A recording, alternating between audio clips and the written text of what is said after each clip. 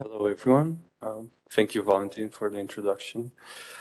Thank you all for attending this important panel that will focus on technology and its impact on resilience, and not only probably on the entire society. We have some great guests with us today from representing different institutions, and we hope to have their views on this. I will begin our panel with a few thoughts on the topic that we were discussing today. As we all know, the pressure on our societies has greatly increased in the past decade due to the scale and rapidity of advanced technology adoption. Of course, technology has created unthinkable opportunities for economic growth and development. But on the downside, it has opened up our societies to malign influences and has created the conditions for systemic challenges by actors such as China, which aim to leverage technology to impose an autocratic worldview. More recently, and on a more tactical level, the Russian aggression in Ukraine has proved that the impact of advanced technology on the battlefield is irreversible. And like-minded countries have to move at the speed of relevance to assure their security now and in the future, while of course keeping their fundamental values at the core of any action.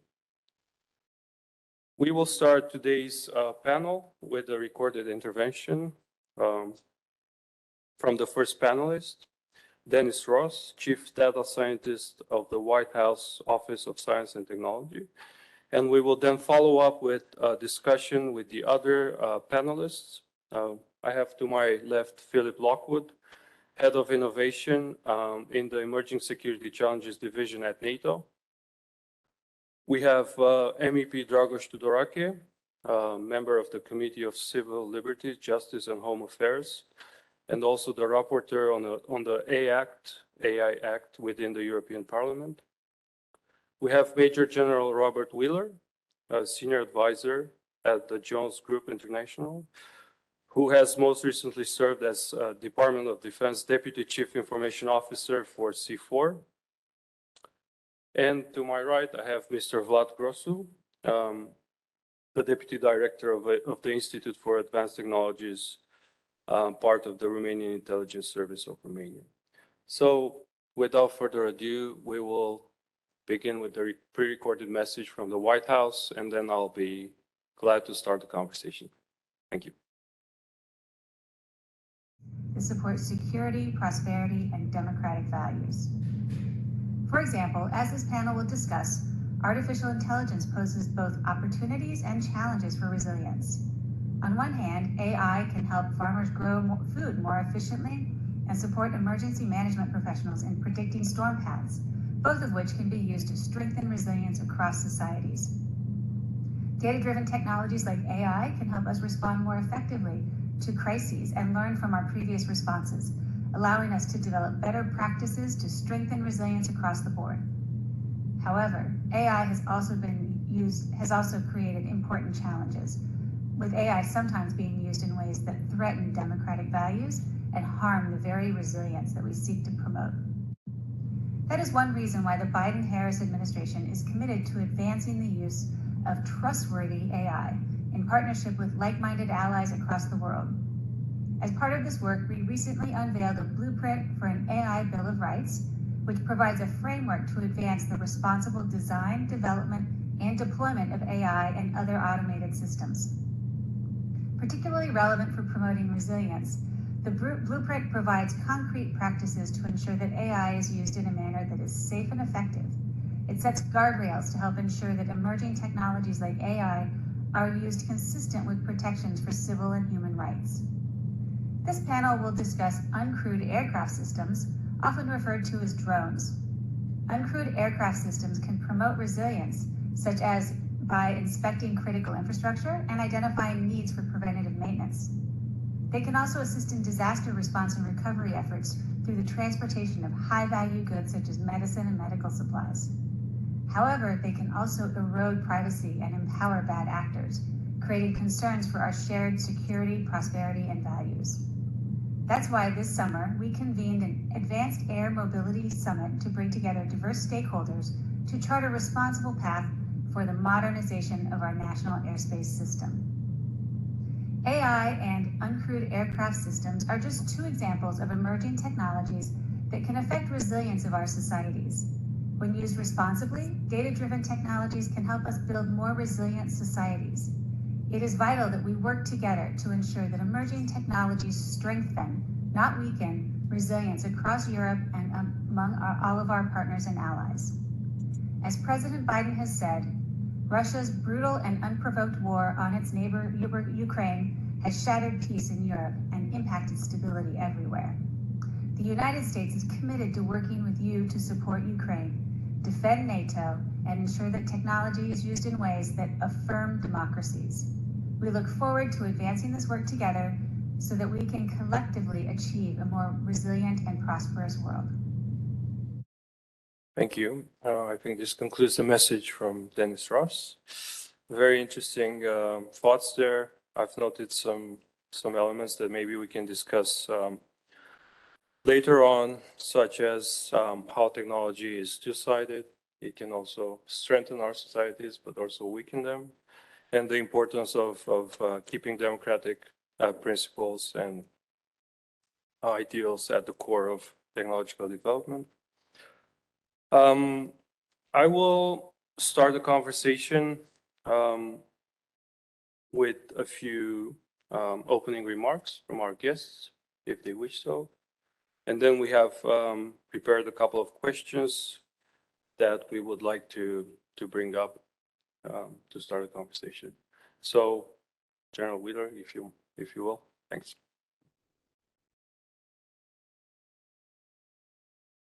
Thank you. Couldn't even get the technology of the microphone working there, so there you go. Well, I appreciate everybody having me here today. I find this a very critical time to be talking about the ideas of resilience. In the opening remarks today, we talked about the fact that Romania is on the front lines, and there's absolutely no doubt about that as to what you see. You are at the front line of defense of Europe, and this is where resilience is going to make a huge difference in the coming years as we go forward. I enjoyed the conversation we just had from the U.S. White House side because it talks about something that I think I can summarize in a sentence. This is the fourth industrial revolution, folks. This is coming forward in ways that are going to be helpful to society, and as we talked about, dangerous to society. And I was reading this letter that came out on this particular panel, and did you notice the comment, speed of relevance? And I think today, given the war in Ukraine and what's going on in that particular arena, that speed of relevance is right now. And these tools that you see as we speak are going to be used for both good and bad. And that's something I think we could argue in society about many things that we have today. So this is not different. The difference here, though, is the ways that they'll be used and the kind of tools are different. Okay, when you start to think about how cyber can be used, I mean, thinking about what you could do where you could literally control a bank and all the money of a country in a few minutes.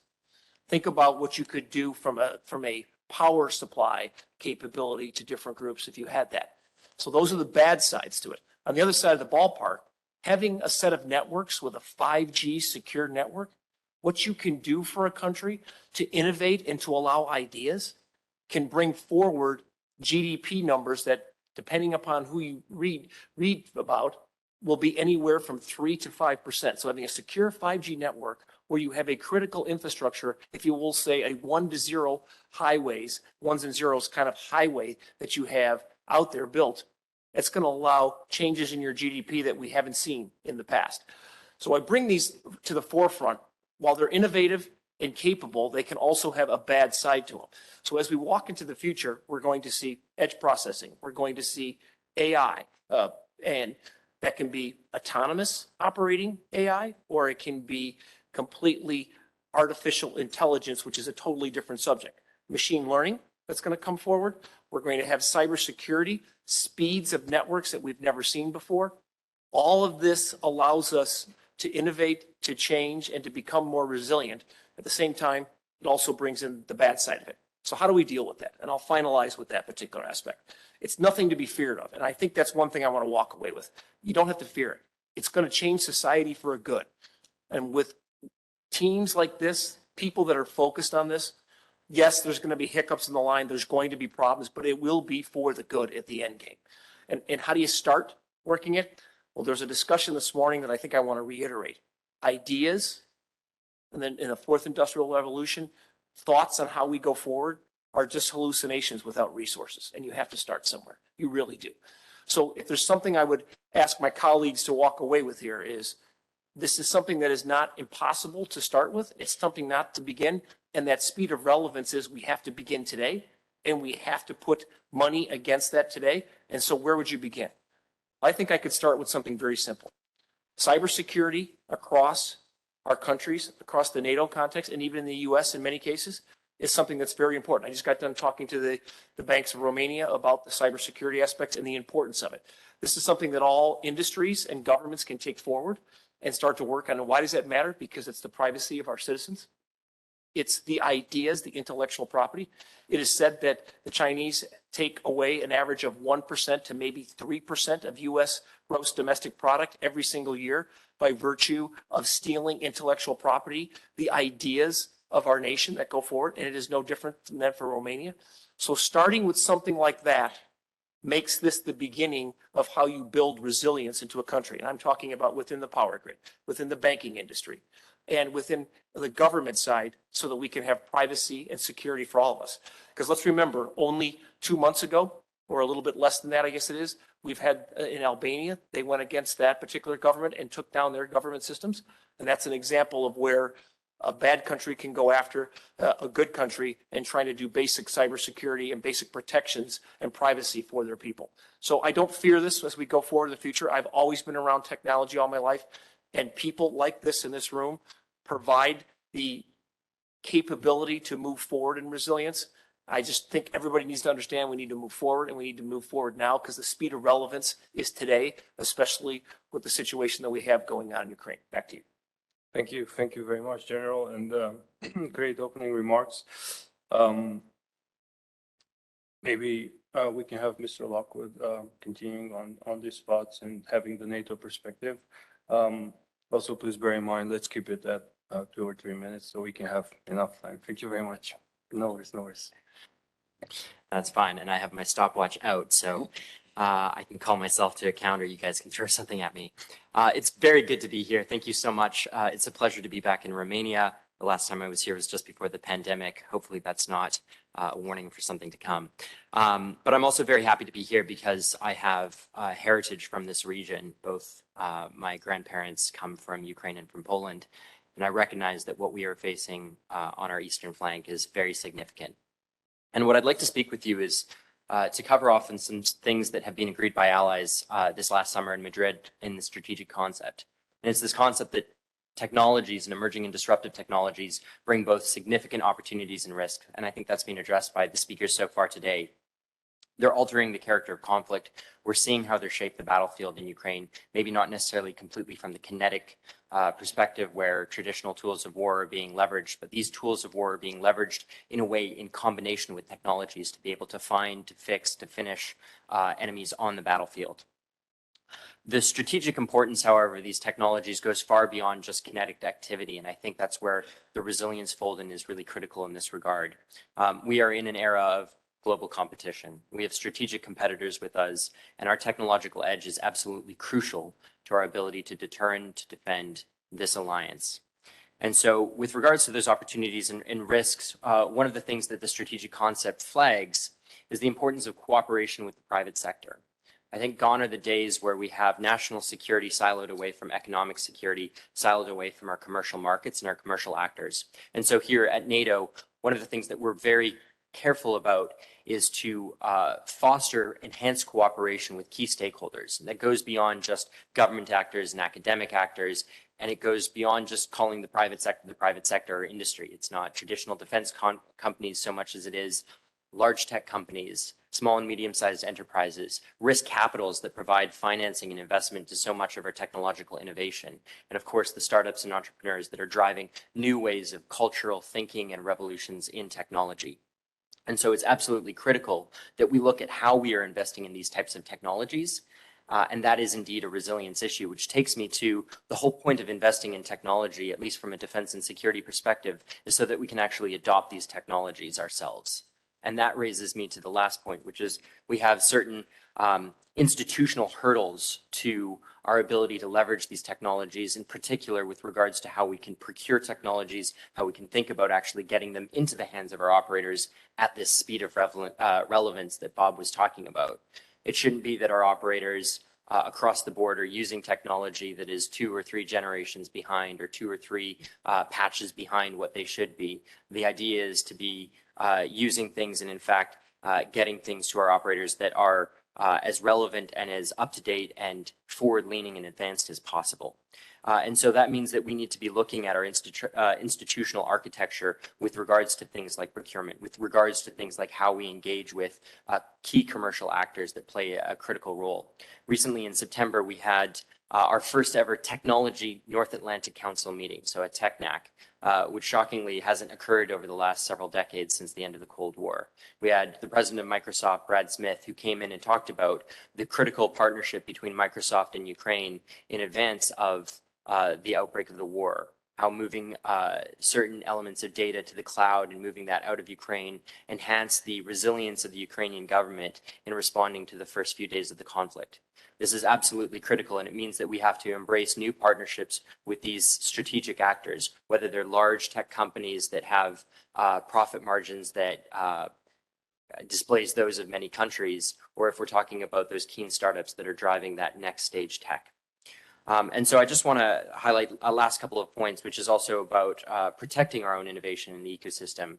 Bob talked about the importance of hardening our cyber systems and cybersecurity and how cyber theft of our technology is such a critical issue. I would also raise things like foreign direct investment and recognizing that there are other actors that are investing in our companies in a way that's much more active than many of our own nations and actors from a strategic perspective. And we need to continue to think about that, which is why we have some of the initiatives that are currently being launched at NATO. And the last point that I would raise is that this is about building trust. When defense and security and the military goes off to use and engage with new technologies, things like AI that are slowly pushing towards general AI and more fundamental ways of approaching artificial intelligence. When we're talking about autonomous systems and we have the killer robots debate coming up over and over and over again, we need to think about how we can bolster trust. And that means taking principles of responsible development, principles of responsible use for AI, and actually integrating them and to make sure that they're integrated in a way that it's not just siloing defense and security from the rest of technological development and regulation across the board, because most of these technologies are commercial, in fact. And so with that, I think 5 minutes is plenty. Over to you. Thank you, Phil. And great background for our further conversation and exchanges. Let's maybe now hear the perspective from our intelligence community. Thank you, Claude. Thank you very much. Start the clock as well. All right, so I'd like to address to you a series of aspects that the Romanian Intelligence Service has on the agenda from a national security perspective regarding hybrid threats and, of course, the emergence and use of these emerging technologies, and how us, the Advanced Technologies Institute, as the R&D unit of the Romanian Intelligence Service, make some concrete steps in order to address these issues and in order to have a better awareness and provide solutions in order to counter these threats. Of course, the rapid advancements in AI and in other emerging technologies, such as quantum computing, such as robotics, such as autonomous systems, has made the national security landscape a constantly moving one. And with new and emerging threats which disregard the traditional boundaries like borders, but also like legal terms such as the state of war, the state of peace, the term of aggression. And all this creates this kind of hybrid threat environment in which the boundaries between all that is very blurry. And we think that in order to better be prepared for this kind of environment, the first step is awareness. And what we do is we study all these technologies and study them from both their reach, their potential, the potential to create disruption, the potential to create threat, but also from the perspective of creating defensive measures and from the perspective of employing them in better to protect our society and to enhance our resilience. And I'll give you a few examples. For instance, the AI. The Advanced Technologies Institute studies the AI and employs it in various products. And I would name a few. It's the natural language processing, it's the automatic processing of large volume of data. And this large volume of data is also a priority for us because any digitized institution, and digitization is also a big trend, and I must say that the SRI is at the forefront of digitization efforts as far as Romanian government institutions are concerned. As I was saying, this kind of institution generates a lot of data. And in order to make sense of this data, in order to harness its potential, in order to bring added value to this data, you need to process it. And it's beyond the capabilities of any human operators. And therefore, we develop this kind of AI tools that will ensure that we can pre-filter this data and we can extract the most from it. Of course, everything today is communications, and secure communication is essential to the resilience of our institutions and to our society. And we are constantly engaging and researching in the field of cryptography and also in the field of post-quantum cryptography and our products, because we are also developer of these cryptographic solutions of products, and we provide them both for our institutions but for our partners, incorporate mechanisms that are ready and to respond to this kind of emerging threats. Also, it's not only product development, it's also knowledge of content and being aware what's going on and being able to perform investigations in case, something happened. And another phenomenon we keep an eye out is the deepfake phenomenon. And our forensic specialists study this phenomenon and develop ways and knowledge to be able to detect and to counter and to authenticate content in order to ensure that when we are called upon to give an expert opinion, we can provide this, let's say, expert opinion in full knowledge and full apprehension of what it means and of this kind of, let's say, content means. Also resilience. In terms of resilience, and I would say that I was telling you about digitization, we think that a digitized society, a digitized institution is a resilient one. And this is why I would like to conclude with the remarks, because we have around the table representatives from both the civil society, from the government institutions, and from industry and the academia, that we must enhance our efforts in order to bring digitization to every aspect of our organizational life and to our institutional culture. And this digitization should be supported by the latest in technology, but also through the security culture and awareness that would bring us to be prepared for the challenges of this and possibly the next century. Thank you very much. Thank you, Vlad. Thank you, Vlad. Great insights. And what my takeaway from your intervention is that a digitalized society is a resilient one, which is not something we would immediately consider, but it's a paradox, but a very interesting one. So we should move forward, not backwards, in terms of digital transformation. I will follow up with the online participants. I would invite Mr. Dragoș Tudorache to address a few words. Thank you. Good afternoon. I hope you can see and hear me. And I really want to start by apologizing for not being able to be there with you physically. It was very much my intention, but my plane last night did not agree with that. So unfortunately, I'll have to do that online.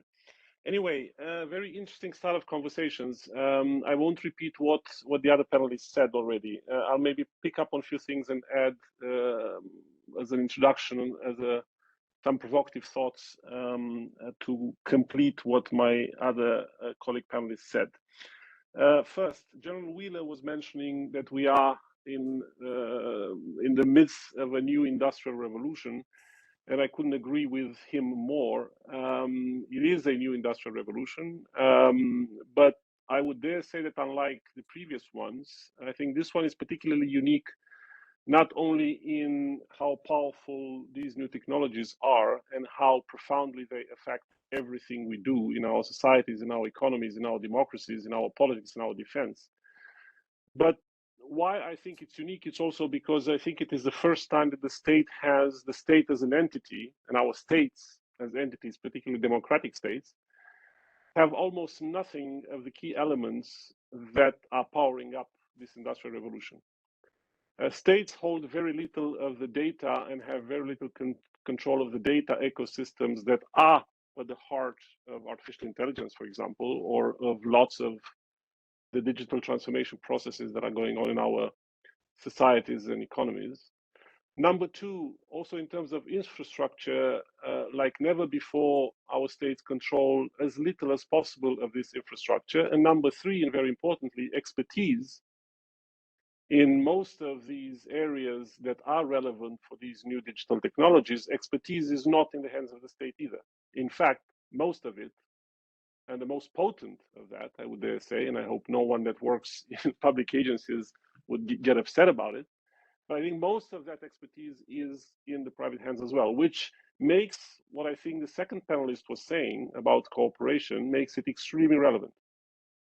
If we don't understand that public and private sector, need to work hand in hand in order to create that threshold of resilience that allows us as states to face these challenges that are brought about by these technologies, again, we are going to miss this boat.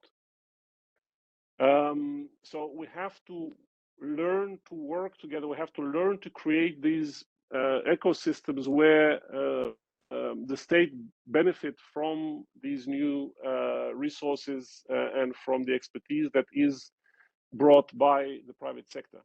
And then second, and I think both or all three panelists already mentioned, align, cooperate. These are the key things along like-minded partners. We will have to work together. We don't have another choice.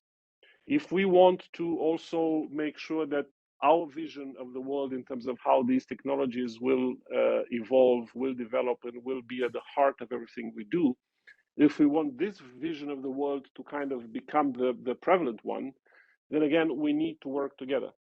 Not only because on the other side of the fence, there are very powerful adversaries, because they are, and because they have a completely different vision of how these technologies need to evolve and need to look like, but there is also a competition on resources that are needed for these technologies to continue to evolve. And that's another element which I hope we'll be able to discuss today, which is how do we deal with critical supplies that are essential for the critical technologies that we are discussing about. And this is where also we need to, on one hand, cooperate, and work together like along like-minded lines and not compete with each other in securing these critical supplies. And number two, again, how do we address the competition with our adversaries out there? So just few thoughts, and maybe, sorry, just one last one, because I think the third panelist from SRI mentioned also something very interesting, which is legal concepts. I think that's also something that we need to address. If we are to discuss hybrid threats, and for example, collective defense against hybrid threats, you won't find that for now defined anywhere in international law or laws of conflict. And I think that's an issue, and that's an issue that we need to start addressing soon at EU level, together with the US, again, in a larger community of like-minded partners, because soon we will need to have these sort of responses. We will need the collective response, because one state alone, using the current rules of engagement at the international level, won't have the possibility to defend themselves against a more powerful adversary. And again, under the current laws, you can't invoke collective defense for something that has not yet reached the threshold of an armed attack. So again, some legal conversation to be had here as well, if we are to, again, reach that level of readiness and resilience that we are discussing today. Thank you. So now I'll invite Mr. Edward Howard, Head of Intelligence and Geopolitical Relations at the Vodafone Group, to address a few opening remarks. Thank you, Edward. Thank you very much, and I hope you can hear me. This is an extremely important session. Connectivity, and most importantly, trusted, secure, and resilient connectivity is, as the recent US National Security Strategy writes, the backbone of the modern economy. The economy and the state more broadly relies on private companies supplying connectivity for military and civil infrastructure. As the geopolitical environment shifts and we see new emerging technologies, this backbone is increasingly at the front line of hybrid warfare.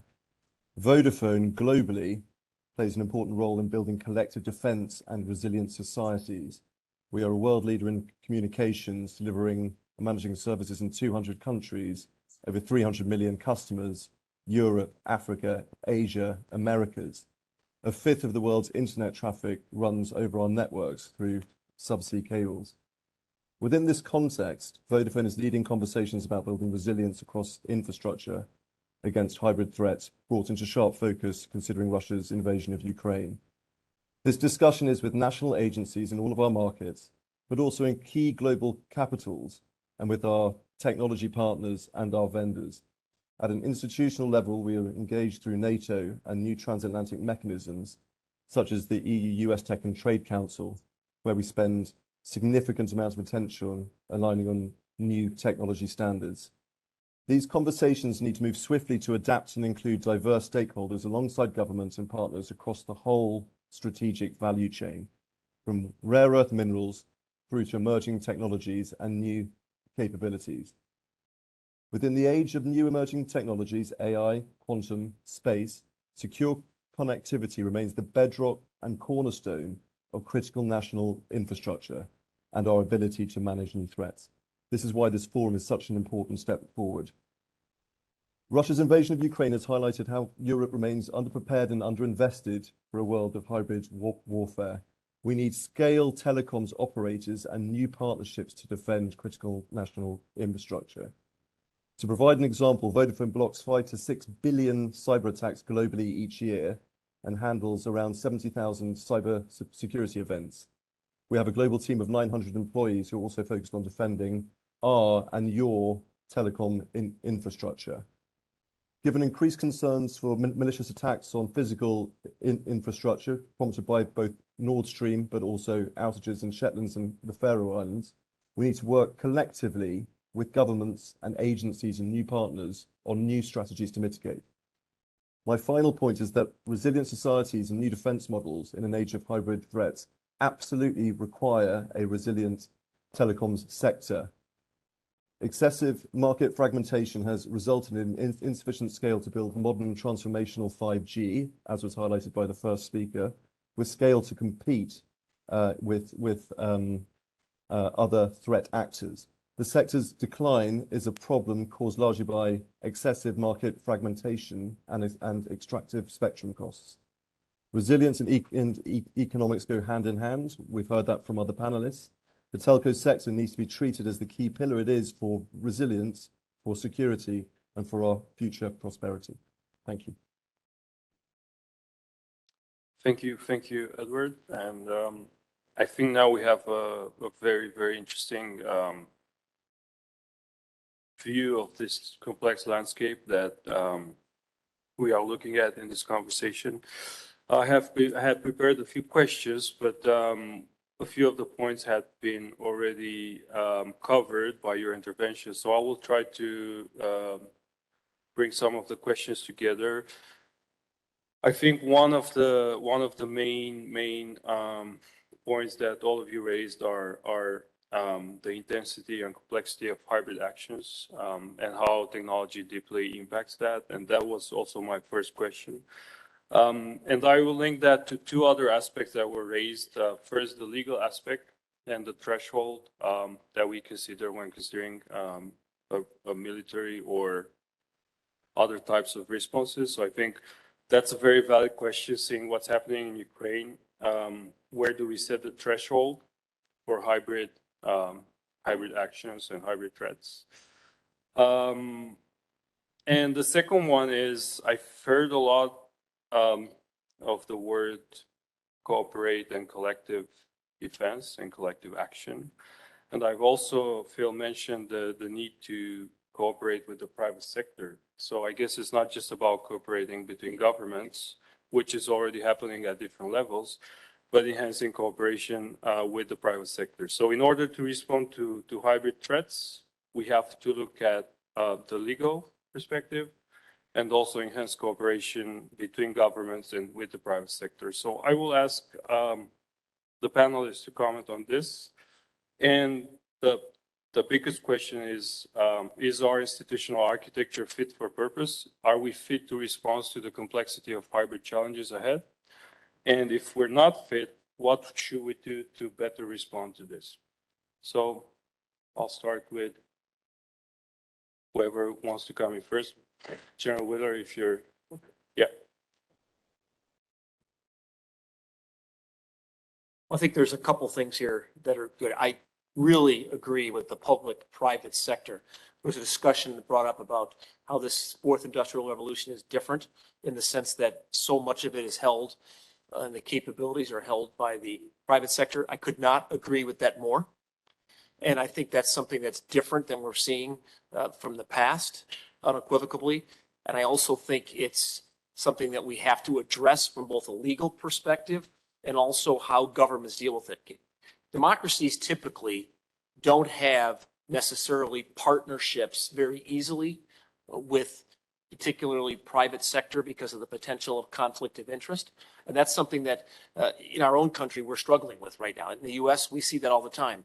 The problems associated with, okay, what can a private corporation be involved with the government and where can it be? But more and more with the way technologies are moving, without that kind of a relationship, it's not going to be a very productive movement in our economies if we're not very careful in that. So that's something that has to be worked out. It's a different legal aspect than you originally wanted to talk about, because we can talk about Article 5 as well in that aspect. But I think that's something that we're struggling with right now. And I can tell you that I've personally dealt with this problem because the private sector is where all the technology and the capability is involved with. So that cooperation has to go across governments and to the private sector. And democracies have to figure out how to do that. So I think that's one thing to walk away with right off the bat. As far as the capabilities that we're seeing in this fourth industrial revolution that we've talked about, I think you're going to see the speed of this to go even faster.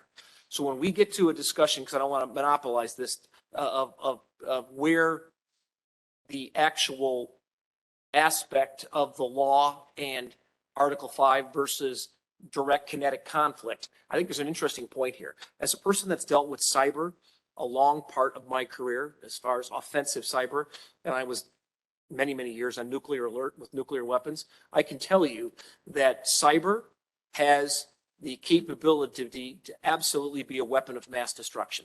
It may not be kinetic in its onset, but it can have kinetic type destruction that can affect multiple states at one time.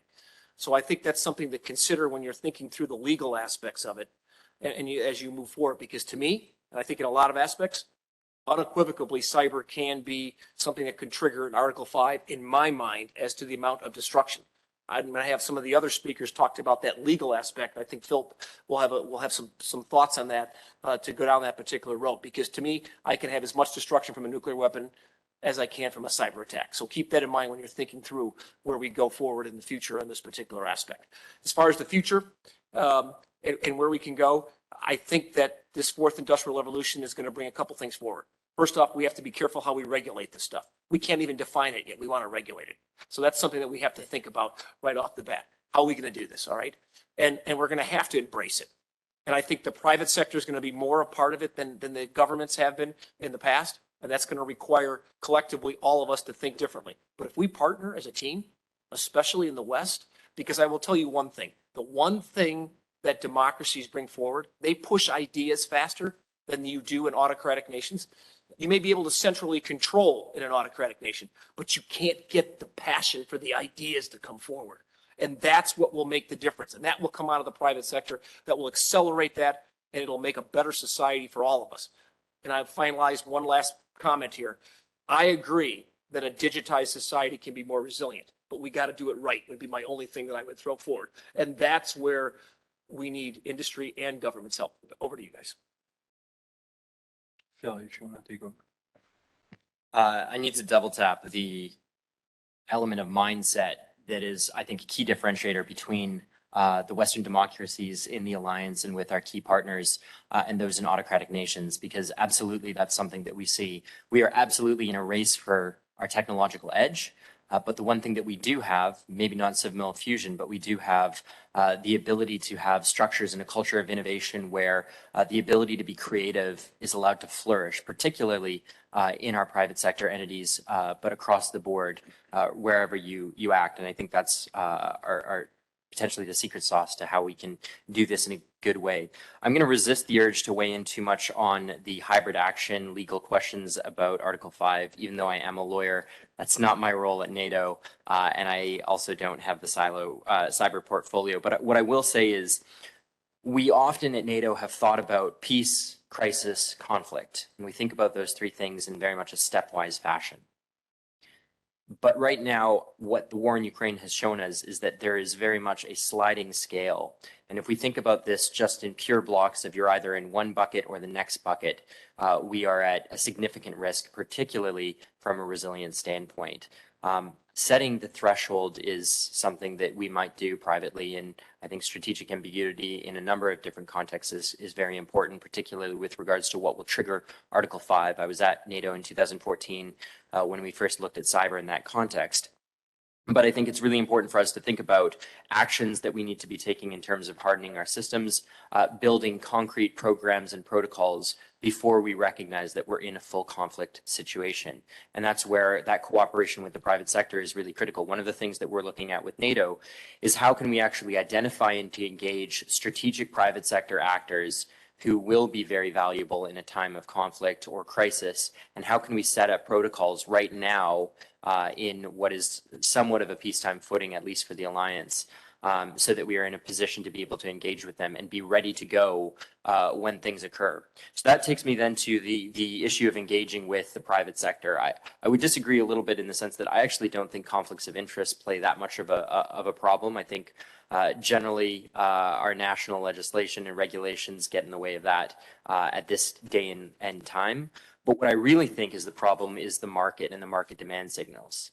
At the end of the day, if we want to work with private sector entities that are driving technological innovation, that have tremendous capabilities and capacities in cyber, that we will not have again in government for a very, very long time, we need to be in a position to make working with us actually attractive. And that's something that I've spoken with many different individuals in tech, former clients when I was practicing law, who all state the same thing, that the market that we're providing isn't necessarily a particularly attractive one. Brad Smith from Microsoft came out to the NAC and said flat out that Microsoft takes a loss when it's engaging with NATO and the alliance from a corporate commercial perspective. They're doing it more from an act of good heart and charity, but that's not how commercial enterprises work. So if we cannot set demand signals very well and work to bring about a relationship where the private sector actors also can get what they need in terms of revenue out of that, which means fixing elements of our procurement and looking at how we work and engage with them, we will very much struggle to have partnerships that are effective and efficient. Just cognizant of time, what I did want to do was speak very, very quickly and briefly on a couple of the initiatives that we're doing at NATO to be able to bring together the innovation ecosystems and the 5 stakeholders that I talked about before. They're called Diana and the NATO Innovation Fund, and they're a little bit of an experiment.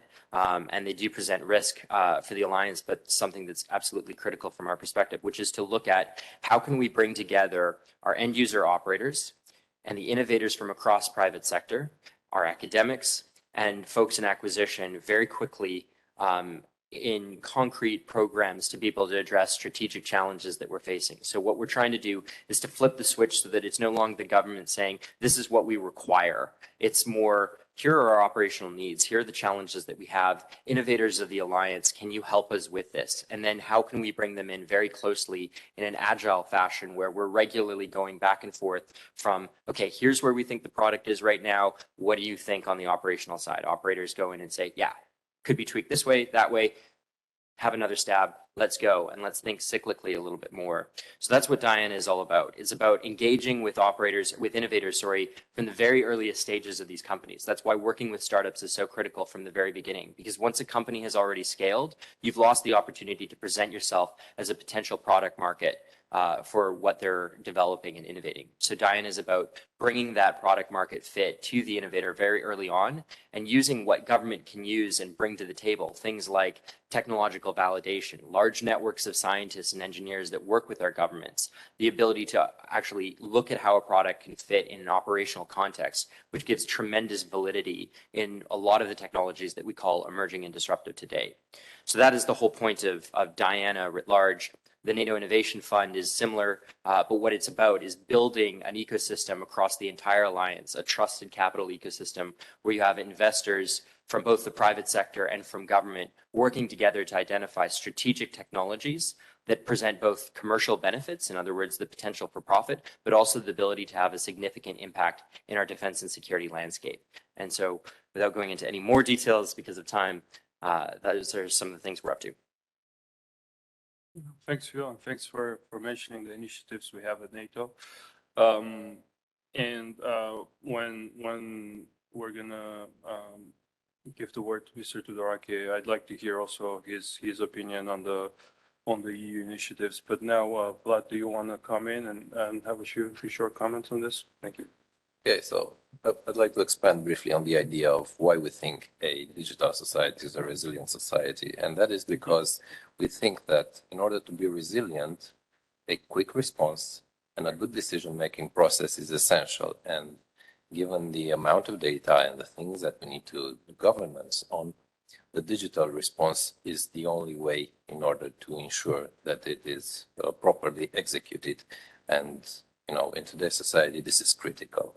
Also, I would like to say that, concerning the partnership with startups and engaging the private sector, there was a time when the technological edge always came from the military or from the intelligence side.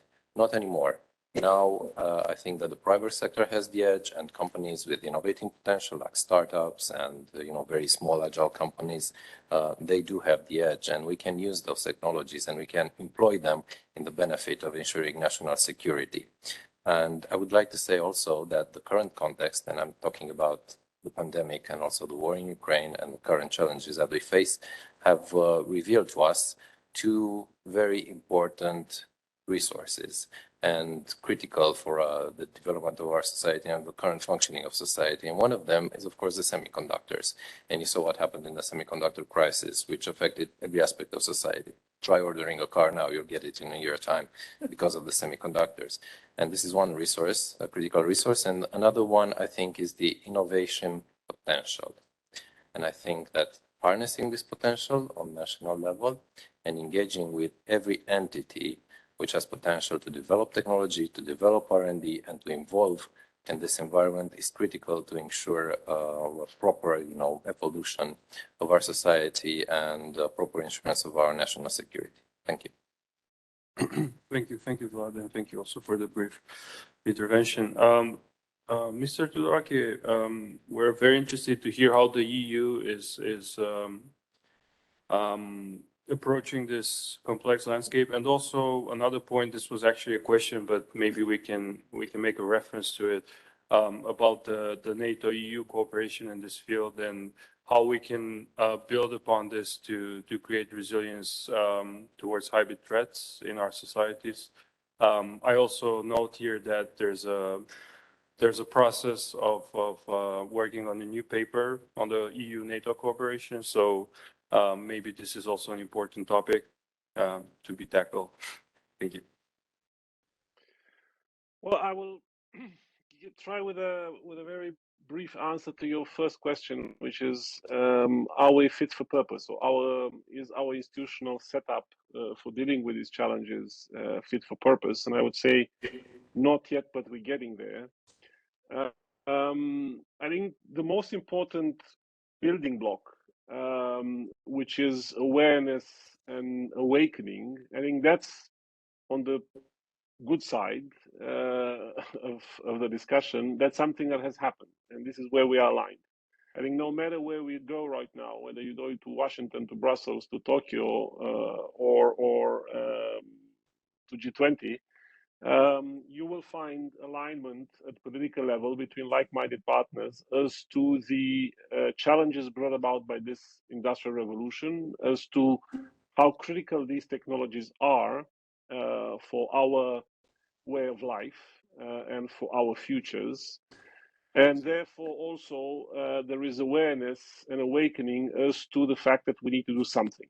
So this is on the good, on the good side of the conversation. Again, politically, we are all synced that we can't be naive anymore about how we position ourselves and our politics on the issue of technologies, and that's also very important, and that we can also and only do things if we do it together.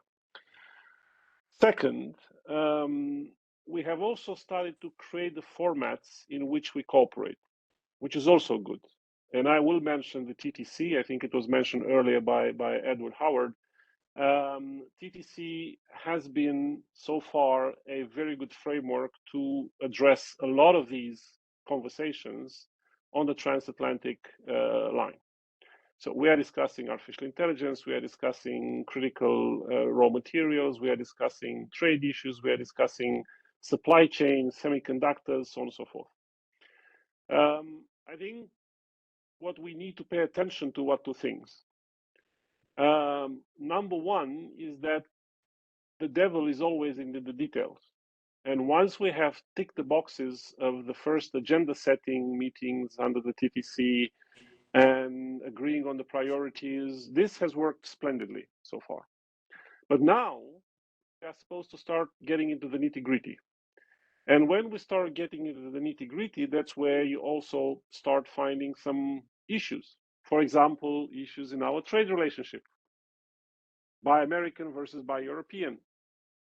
Issues of protectionist moves, for example, in the way the Europeans are thinking of their cloud certification processes. Just one other example of potential sand in the wheels of our cooperation, of our newfound format of cooperation that we need to pay attention to. Why? Because it can stop us looking at the horizon at the bigger challenges that we were discussing at the beginning. So again, and this is something that I'm telling my European colleagues as well, we need to pay very careful attention to how the TTC is going, and we have to politically invest in it. And not only the administrations, the parliamentarians as well. I am doing a lot of parliamentary diplomacy with my fellow congressmen and women across the Atlantic. I was there a month ago. I met with a lot of them, and I told them exactly this. And I've also initiated a common letter that we want to send to the principals with signatures collected from both sides, because we want to send a message that this is important, and that no matter the whatever we don't like about our Buy American or Buy European acts, that we need to continue to invest in this, because again, how we do this together is key.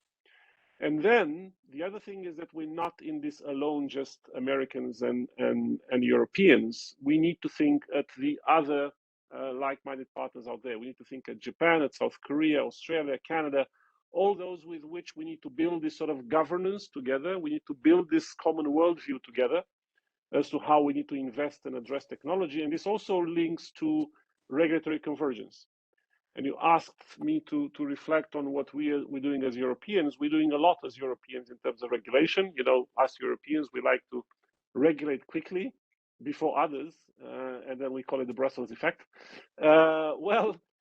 We are again trying to capitalize on this Brussels effect by rushing and throwing legislation left and right when it comes to regulating technology, which I'm not saying is a bad thing.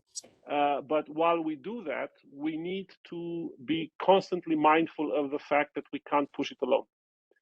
And that if we want political convergence, we also need to think of how we achieve this regulatory convergence, and understand that maybe our partners may not be as quick at the gun to write laws as we are.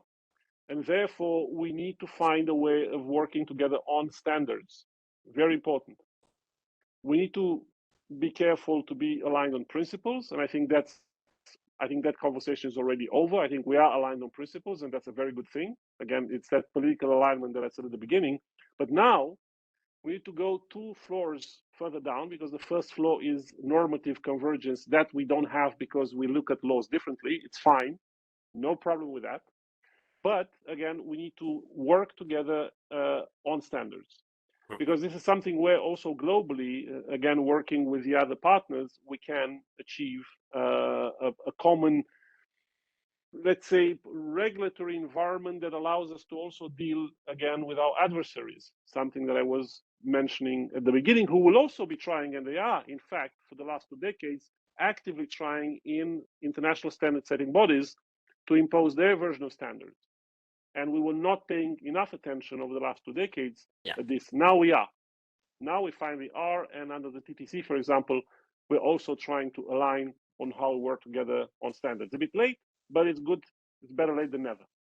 And also one last thing, because I also said it in my intro, which is how we look at critical materials and the critical parts of our supply chains.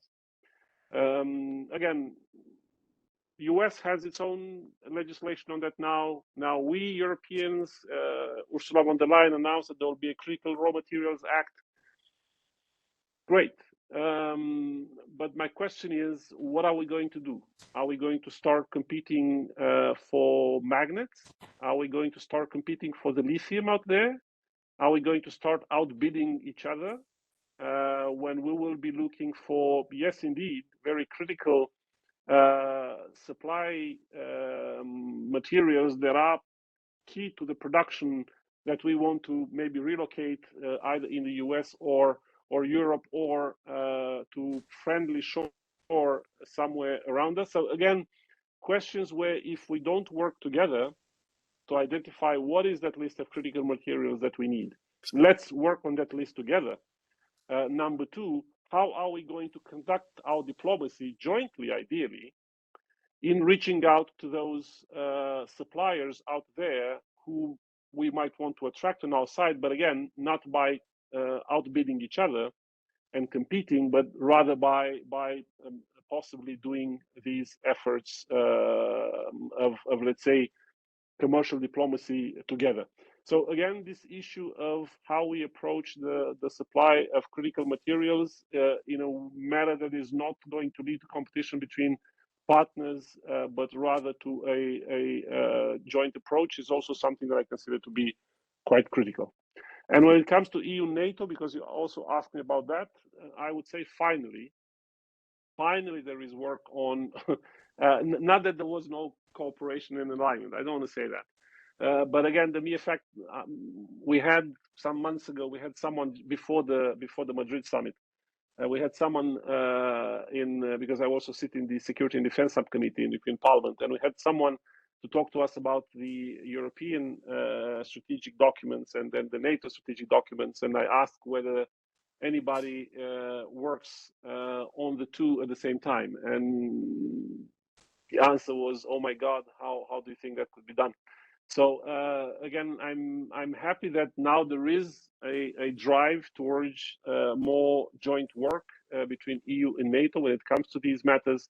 I think it is essential because on all of those cooperation lines that we were saying between states and private sector, between countries and partners, there is this civilian and military alignment that is also key to click into place.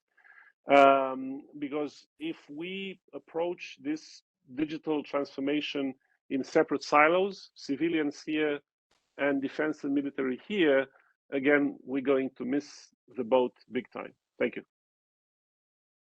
Thank you, Mr. Todoraki.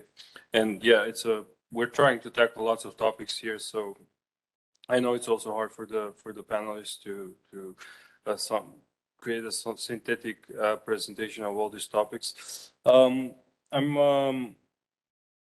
right away. We'll introduce because we've been discussing this at length during this conversation, and we're gonna introduce some representatives of Romanian companies and the Romanian Ministry of Research. But as the private sector has been mentioned so many times, and as an opening to their interventions that will follow immediately, I'd like to hear from Vodafone a short intervention on how you see from the private sector side, how you see this cooperation, and what could we do in a very, very applied manner to enhance this cooperation.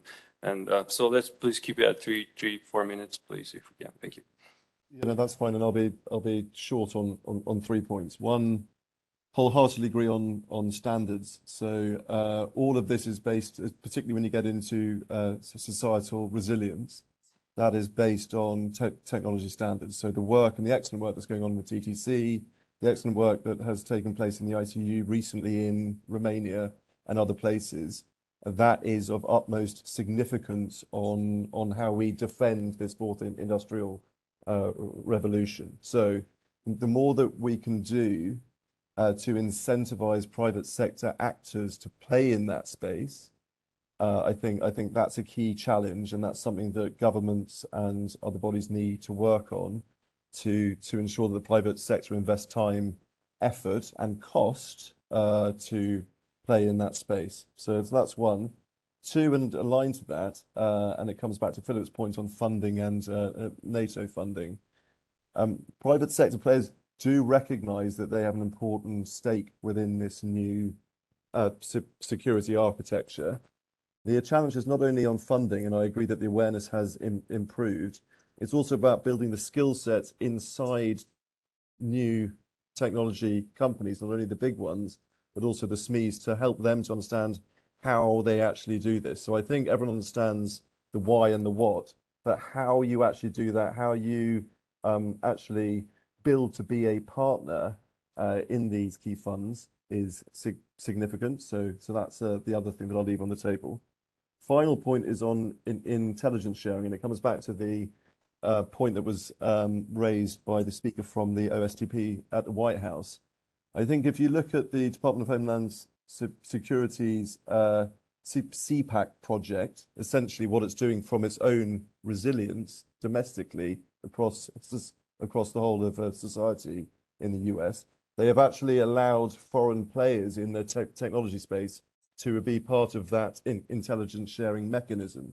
I think that's a really strong way to try and build trust under the surface that allows you to build and manage some of the other elements that we've spoken about this afternoon. So I would encourage more of that. I think it also, I think it really helps to break down some of the different protectionist elements that sometimes creep in here. So the more trust that we can build under the surface for those intelligence sharing partnerships, the better. Thank you. Thank you. Thank you, Edward, and thank you for being brief. A great point on sharing and building trust. This is something we've been discussing at length, also at NATO, for in regards to technology and cybersecurity. And it's for our collective approach towards hybrid threats and cooperation, intel sharing is vital. So we need to find ways to build bridges. As I said before, would like to invite now 3 guests that come from the national ecosystem. 2 of them are private companies that can probably share a bit of their experience in working with the institutional environment and what their expectations are in the future. And we also have Mr. Tudor Prisecaru, who's a Secretary of State at the Ministry of Research, Innovation and Digitalization. Just to give you some background, the ministry is now playing a central role in building the ecosystem. They're the ones that are financing the NATO funding initiatives. They've just approved a very, very ambitious financing plan for the next couple of years for research and development. And I'm glad that they integrated a very important capital and resource component in this plan. So we hope a lot of this funding will also go to private companies, and they'll help strengthen the private ecosystem. And I will just, without further ado, I'll give the word to Mr. Tudor Prisecaru from some remarks, and then we can have some comments on the issues that we discussed already. Thank you. Thank you, Mr. Secretary. Thank you very much. I shall try to describe such a hybrid threat, which is just in the front of the Danube Delta. And I think it is very, very important, maybe not these days, but for the future. As we can imagine, the Danube has dug a very big canyon at about 400 meters deep, just in the front of the Danube Delta.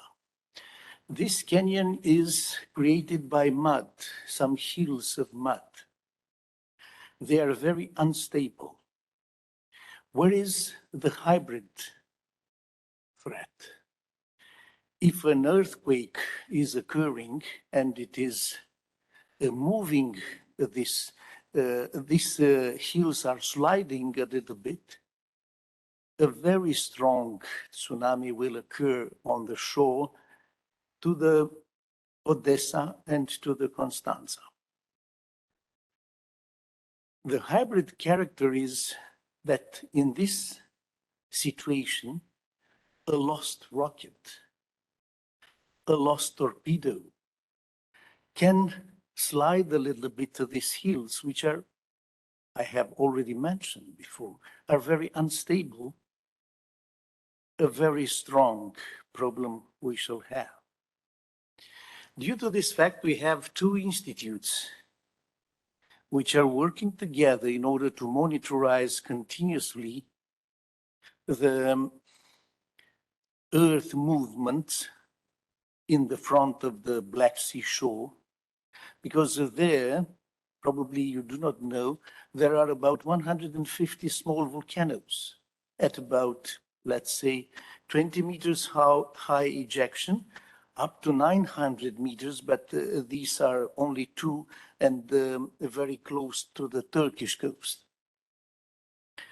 All these small volcanoes are not continuously. They are working from time to time. So we need a very strong cooperation using artificial intelligence. We are monitoring with a lot of sensors there, but there are very, very strong fluxes of informations. We need to process them, and we need to predict something. Of course, concerning the rockets and the torpedoes, it's quite difficult to predict something. But this should be a very, let's say, useful thing in order to put us together, private entities, state entities, not only for research, but for exploration, to see what we can do there in order to protect the shore. This was only one example of what we can do for the future together. Thank you. Thank you. Thank you, Secretary of State, and a great example of how we can bring the whole ecosystem of research institutes and private companies and the state for a greater cause. Let's hear from the private companies and their experience. I will present Mr. Emanuel Pop, the CEO of Autonomous Flight Technologies, which is a Romanian-based UAV companies. They're doing some great work in this field, and I will invite him to share some thoughts with us. Thank you. Thank you very much. Ladies and gentlemen, I'm absolutely honored of the fact that I was invited by the organizer here to present some of my ideas related to the topic of closer to the mic. Yeah. I am absolutely honored by the fact that I was invited here by the organizer to present some of my idea related to the topic of this panel. The new reality of the world placed here, close to the eastern border of Union European, has brought out to light bad things, but it has also generated some positive aspects. Somehow managed to wake us all up to reality. to be more specific, for example, we realize that many aspects of the technologies developed by us fit successfully into the expression too much solution for not enough problem. And I believe with conviction now that the overregulation that I see sometimes in the NATO interoperability standards, just an example, although I learned so much from them, shows little of what we in the company jokingly called too much solution for not enough problem. And I would like to ask you to think about how we could revise or at least highlight in the standards and in all guidelines which I use what is really important. Another topic I would like to refer to is related to public funded technological research projects. We believe that the constraints in the development of this type of project make them not have concrete success. In support of this idea is the fact that almost no project of this type has reached production maturity, at least here in Romania. I don't want to be pessimistic or negative, because in fact, out of the time we live in are not bright. I'm very confident in the capability we have, and it's a fact that under this pressure, or the pressure of the moment, all these disruptive technologies, i.e. blockchain, UAV,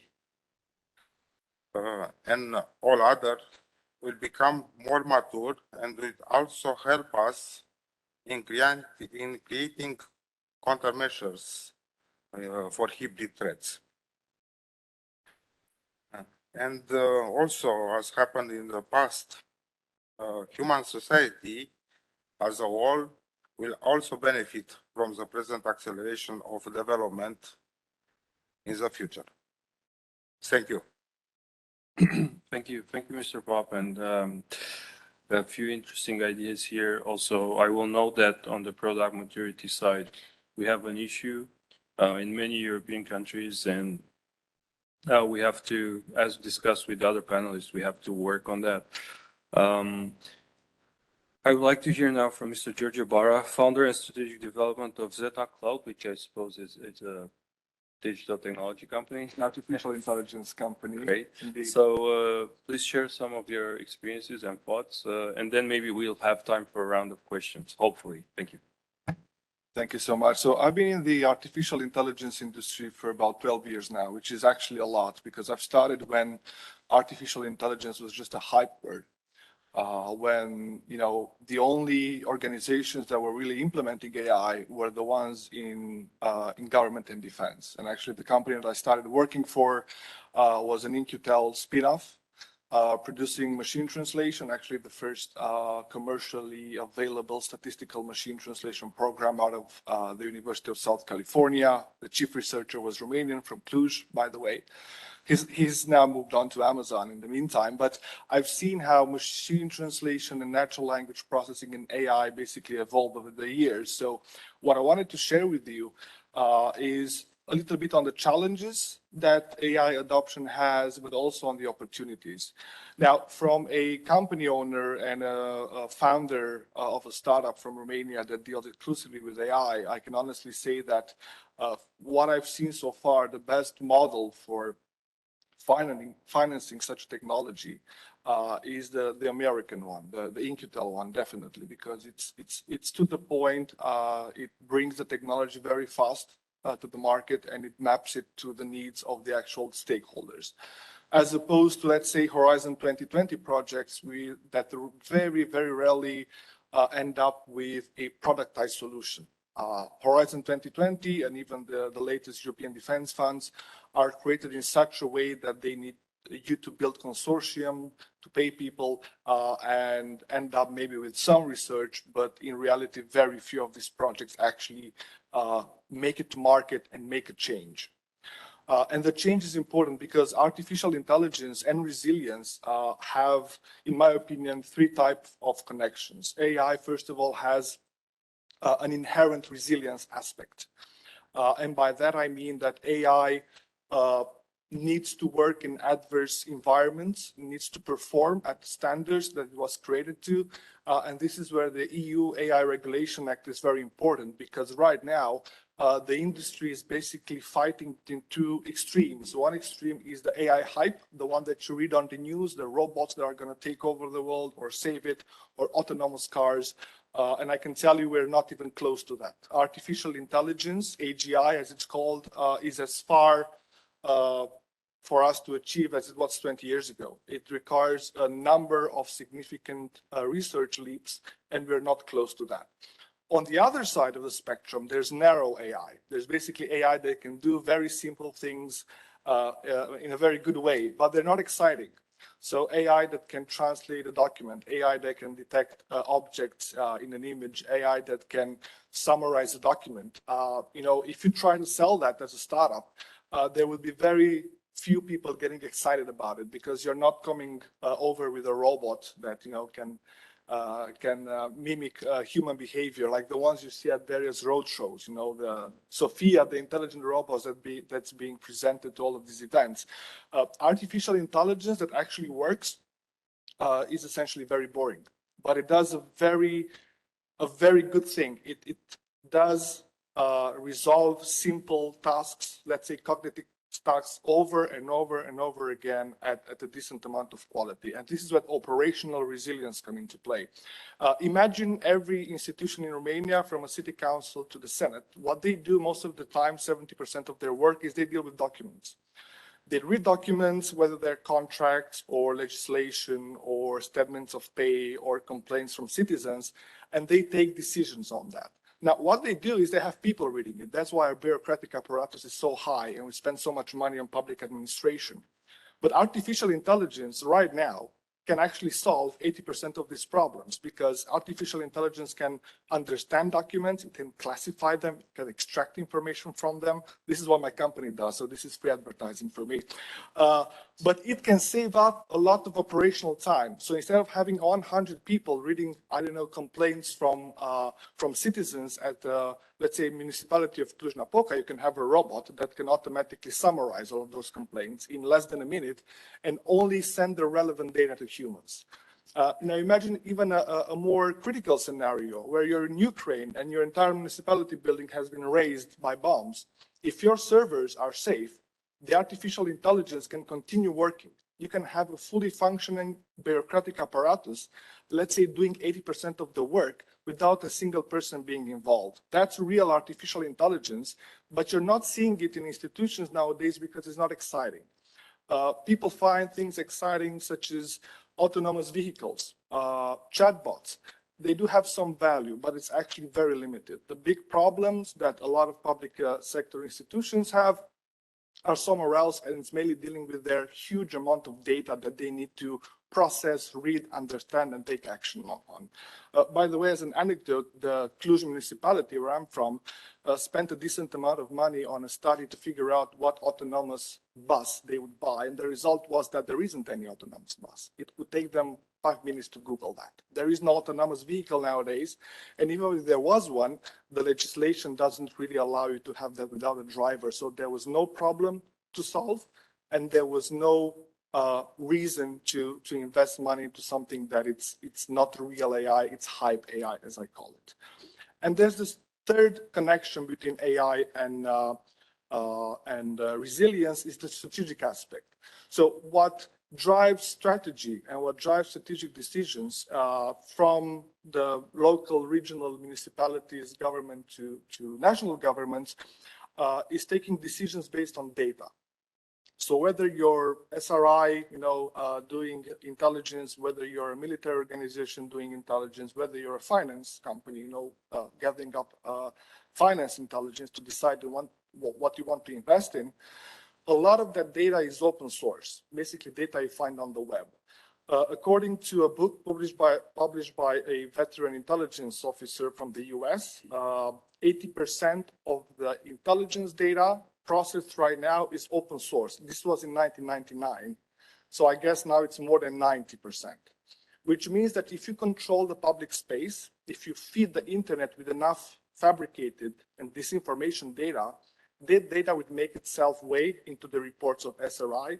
It would make their way into the reports of the military agencies, into the financial institutions, into the anti-corruption institutions. So you would get in a position where you, as a state actor, would actively consume this information and then take decisions on top of that. Now, in my experience, again, artificial intelligence is very powerful at processing huge amounts of data, whether it's video, broadcast, TV, radio, video, social media, and can understand what's in that data, can read it for you, and can give you hints at what to do with it and what actions to take. The concept is called multimodal intelligence, where you can collate data from various sources, open sources, satellites, whatever type of data you can imagine, and you can have a holistic view of where your country sits, at where the region sits, or where the economic situation is, and take decisions accordingly. Now, everything that I've mentioned to you is doable.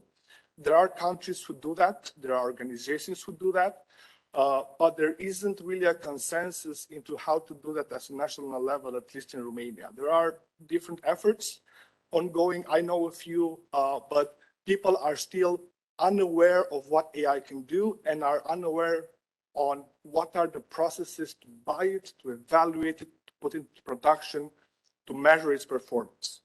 And to wrap up, this is why the EU Artificial Intelligence Act is important, because it's going to regulate everything. So it's going to regulate what type of artificial intelligence you will be able to buy and put into production according to risk. You've seen all the news about, villages buying tons of surveillance cameras for no reason, just because they had the money. And that surveillance system comes with face recognition for whatever purpose. They're not going to be allowed to do that anymore. It doesn't serve any purpose. It's actually a human rights infringement. But at the same time, the EU AI Act will make the purchasing and deployment of AI something that would make sense, because it would have to serve a purpose. You would have to measure the societal impact that it has, the value, and you would do it in a way that has real results and doesn't infringe on anyone's human rights. And I think that's very important. It's kind of a weird concept that regulation would actually bring innovation with it, because normally if you think about regulation, you think of the contrary, it's going to put up boundaries. I think in this case, it's going to do exactly the opposite. It's going to filter out a lot of hype, unreal artificial intelligence tools that don't serve any purpose, and it's going to bring on real innovation. And this is where, as an entrepreneur, as an AI practitioner, I find this this effort that the EU is putting forward very important. It's going to serve a lot of purposes, from making the citizens' life better, up to having a safer defense environment and a better adoption of AI into the critical areas. Thank you, George. Unfortunately, we're rapidly getting close to the end of this panel, and I would have liked to hear some of your questions as well. If the panelists think they could have a 1-minute answer and a very, very brief closing remark, maybe we can also gather a round of questions. If there are questions, if not, we can just go on with the closing remarks. So, are there any very, very specific brief questions that we can address to the, please? Thank you for the question. So I will ask the speakers. I will start with Mr. Wheeler, with General Wheeler, but do keep it on 1 minute, please, and because we have to close the session. Yeah, so no, just maybe a very, very brief remark towards the question, and then a closing remark from each of you, because we need to basically close the session in 10 minutes max. Thank you. Verbal Gatling gun, and we'll go for it. Is that what we need? Okay. Thank you. So I'm going to try to answer part of it. I'm going to leave the rest of the other speakers. Is that fair? Can we do that? And I'll just do it that way. All right. So I'm going to answer the AI question. Cyber, AI, and ML are related to each other inherently. It has to be for the future. Cyber attacks occur in milliseconds. Humans can't make that kind of intervention. So today, I would argue we're at a machine learning level for that particular aspect. Maybe some basic AI is the way I would define it in that aspect for doing cybersecurity stuff. So I think that's an important point, and that is in part of a strategy. It has to be for the future. That's where we have to go, without a shadow of a doubt. I do believe that each country, if I understand your question right, has to have a plan that's cooperative for what we talked about cybersecurity. I think the last comment I'll make then, so I'm inside of a minute, virtualization of a lot of hardware that's out there today is something that's not talked about in the hybrid pieces, an emerging disruptive capability. Virtualization driven by the fact that it's cheaper, faster for the West to build things that way is something that's going to be another aspect to this that's going to have to be protected correctly. And I think that's something that's not addressed at this point or in this particular piece. I will stop. Go ahead. Bill? You want? I'm happy to wrap up. Yeah, just to wrap up. So we'll go by everyone. Thanks. Sure. I think the one comment that I just wanted to flag in terms of wrapping up is in response to what one of our startup colleagues raised, which is this comparison of what we've seen with Horizon Europe, for an example, in terms of the inability to actually really solve the problem and the fact that we're not seeing Romanian startups, for example, really progressing forward in terms of technological development, scaling up. In other words, where the uniforms in defense tech or gov tech or deep tech in general here in Romania. And partly that's because of a lack of funding. But I think what we often see with government is that we try to identify an individual solution to a systematic problem or a systemic problem.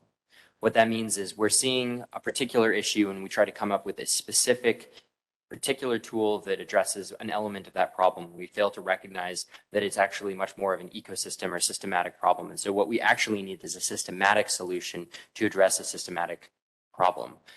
So what we have tried to do at NATO and what we're thinking about is there's lots of different tools that you can use for different elements of what we're trying to accomplish. It means engaging with private sector from very early stages of a company, providing a pipeline for those innovators across the board. And so if we forget different elements of the pipeline, for example, if we just have Diana, which is about procuring specific solutions, but we don't have an innovation fund to be able to actually provide significant pools of capital to startups along their growth journey, then we're forgetting about what that actual stage elements. If we just have an accelerator network for startups to go and participate for 12 months, they get a little bit of cash, they learn a bit about doing business, but we abandon them there without actually having an effective procurement arm to be able to plug in, help them give money to actually scale their products up and then buy their products to create an actual market, then we're failing in what we're trying to do in terms of accomplishing this. It requires systematic approaches in general to be able to bridge these gaps between the various different stakeholders that are critical to innovation. Thank you, Phil. Vlad, if you. Thank you. So as closing remarks, and what I draw from our discussions is that regarding the emerging technologies and how they can enhance and bring about these hybrid threats, or how we can use them to protect against hybrid threats, the key question and the key aspect is cooperation. And I would like in the end to reaffirm our commitment to cooperate and to engage in scientific partnerships with our partners from the government sphere, but also from the private industry and from the academia. And we invite you all to come forward with this idea, to manifest your innovation potential, and also to express your operational needs, because this is how we evolve, by knowing these needs and by responding to them with technological solutions, which will provide the resilience that we need for today. Thank you. Thank you, Vlad. Great call to the private sector and to innovators. Mr. Tudorake, if you want to take a minute for closing. Thank you. Well, thank you. I'll stay within a minute and just maybe thank particularly George Barra for, I think, the great advocacy that he's done for the AI Act. I couldn't be happier as a rapporteur for the Act. I do think that what we're doing as Europeans for this particular area, which is artificial intelligence, the fact that we are coming forward with legislation is indeed a daring move but also one that I think was timely. I won't repeat what I said earlier about aligning with our friends and partners. I do think it's important, but I think the models that we're going to set with this legislation, the way we're going to frame the rules for AI are going to be important as long as, again, I don't want to go into, again, to the details, as long as we'll also work together on standards.